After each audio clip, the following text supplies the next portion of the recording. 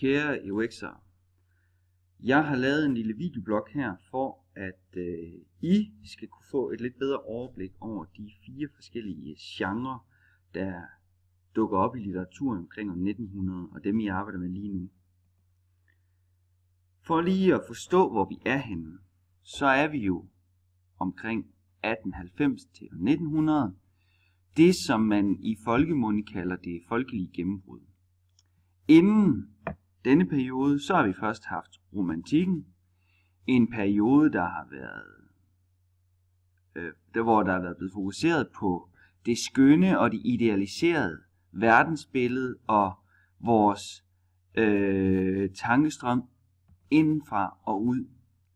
I kan måske huske det begreb, der hedder idéernes verden, som forfattere som ham her, H.C. Andersen, de har ønsket at skabe, for at vi som læsere også vil kunne få et indblik i idéernes verden. Fra 1870, der sker der noget kontroversielt, fordi at der kommer denne mand frem i vores litteraturhistorie og påvirker vores danske forfattere i en sådan grad, at han faktisk dikterer, hvad der kommer til at ske de næste 20 år frem. Og han hedder Georg Brandes. Han stiller sig en novemberdag op på en talerstol i Københavns Universitet og kalder hans talestrøm og hans talerække litteraturstrømninger i det 19. århundrede. Og med de her forelæsninger, der er han med til at påvirke al den litteratur, der kommer til at ske de næste 20 år. Og man kan vel egentlig godt se ham lidt som en fodboldtræner, der har været ekstremt dygtig, fordi han har fået sine fodboldspillere til at gøre præcis det, han gerne vil. Og eftersom han har været så dygtig en fodboldtræner, så har hans fodboldspillere faktisk vundet næsten alt det, der er, hvilket har gjort, at vi kender hans spillere langt og bredt omkring i Europa. Så han laver startskud til det, vi kalder det moderne gennembrud. Og på hans fodboldhold, der har vi Henrik Pontoppidan, vi har Herman Bang, vi har Henrik Ibsen, og vi har blandt andet også Amalie Skram. Alle sammen nogen, der har lyttet til, hvad Georg Brandes han har ønsket af os. Han har sagt, vi har brug for at få fokuseret på de samfundsmæssige problemer, der er.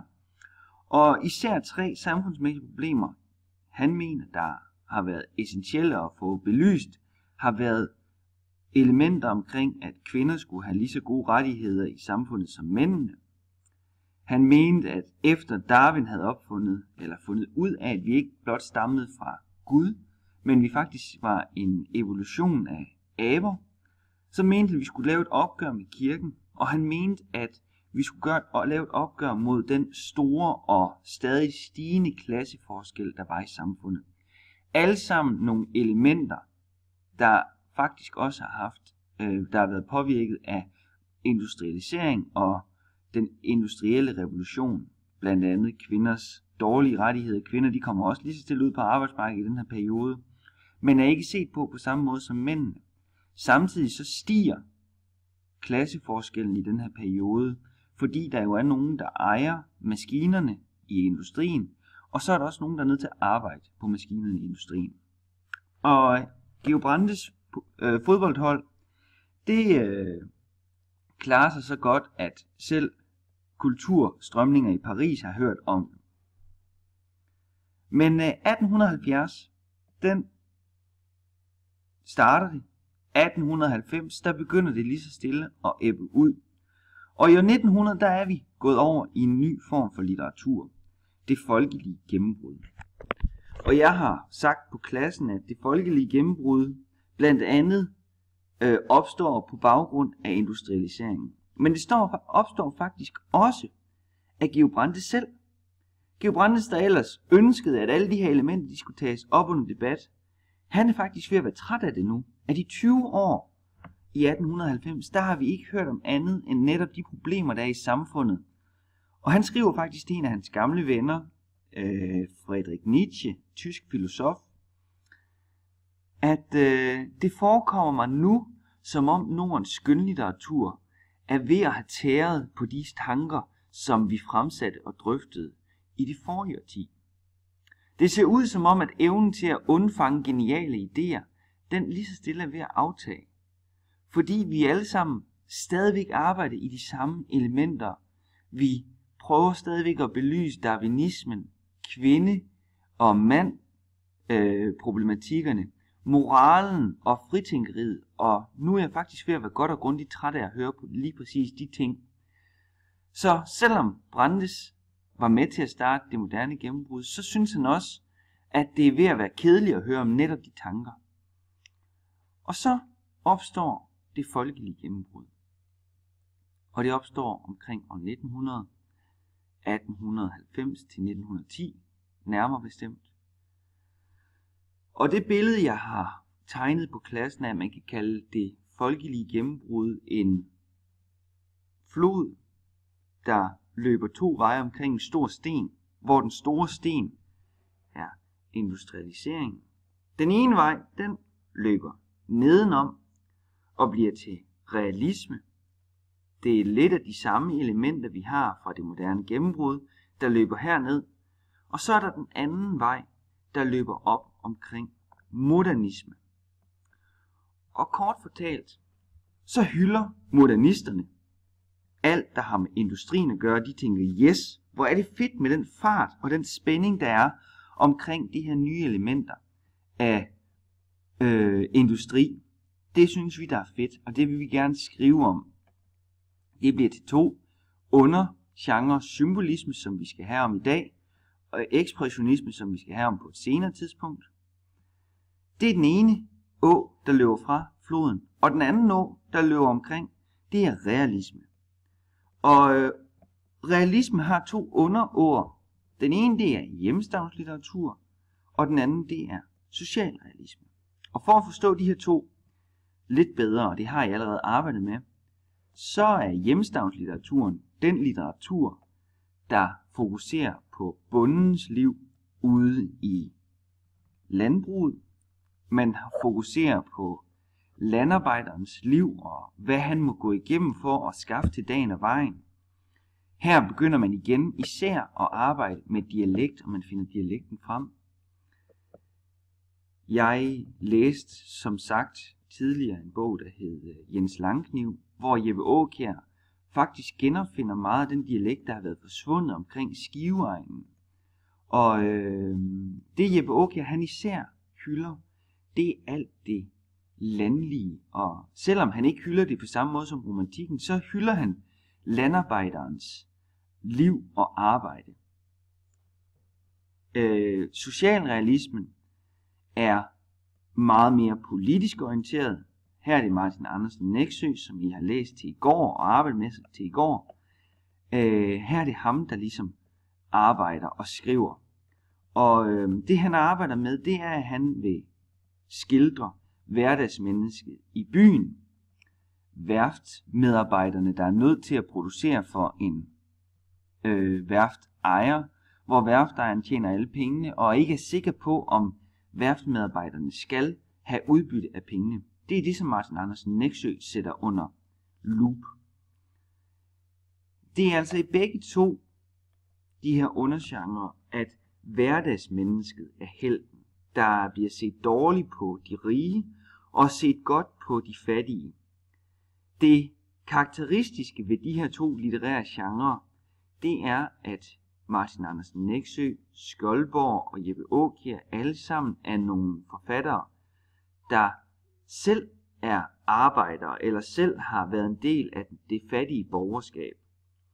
Der kan man altså se en klar forskel på det moderne gennembrud, hvor en mand som Herman Bang er præstesøn og rig, og når han skriver om Irene Holm, så har han altså aldrig selv oplevet den provins, som han skriver om. Det har Jeppe Aakjær derimod. Så hopper vi op i åen, der løber ovenover industrien, og åen, der hylder industrien. Fordi at den her å, den starter i modernismen, og det er jo blandt andet en forfatter som ham, der har skrevet Memphis Station, Johannes V. Jensen, der hylder alt det hurtige omkring modernismen. det er ham, der er i den her kategori. Men en underkategori til modernismen, der er lidt langt ude, det kan man måske godt kalde en grandfætter til modernismen, det er symbolismen. Og symbolismen, den tager lidt udgangspunkt i de samme elementer, som romantikken gjorde. Den kigger indad i forfatternes sjæl. Og grunden til, at den gør det, det er fordi, at symbolisterne med Sophus Clausen her i hovedrollen og i spidsen for symbolisterne, de mener, at alle de problemer i samfundet, der har været, de er blevet godt og grundigt gennemtærsket af Georg Brandes og hans fodboldhold. Og han siger faktisk, at der var ikke rigtig noget at komme efter, fordi dragen, som Georg Brandes havde set, den havde Georg allerede dræbt, skriver Sophus Clausen senere. Og det skal forstås på den måde, at hvad skal vi så gøre? Så de finder lidt tilbage til de elementer, der var i romantikken, men i stedet for at hylde det lykkelige liv og hylde alt omkring digterne, så mener de, at alting kan ses i en symbolsk betydning. Når der er et bord, så har det en symbolsk betydning. Det har en overført betydning.